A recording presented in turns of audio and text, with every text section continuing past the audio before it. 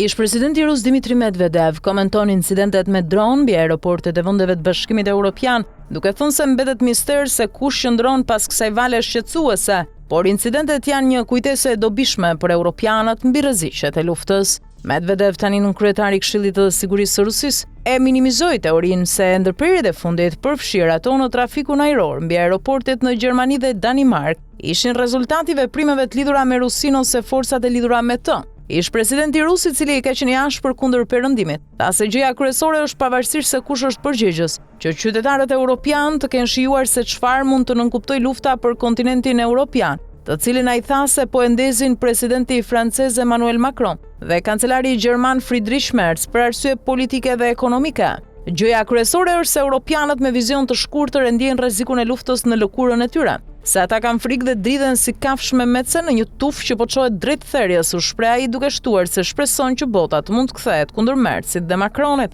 Debatin e Europë rreth përdorimit të aseteve të ngrira ruse për të financuar blerjet e armëve për Ukrainën, së bashku me diskutimet për rrëzimin e dronëve rus që enden në hapësirën ajrore europiane dhe planet për të ndërtuar një mur kundër dronëve, ka zemruar sa kaq zyrtarët e qeverisë ruse, të cilët kanë thënë vazhdimisht se nuk kanë ndërmend të sulmojnë ndonjë vend antar të NATO-s.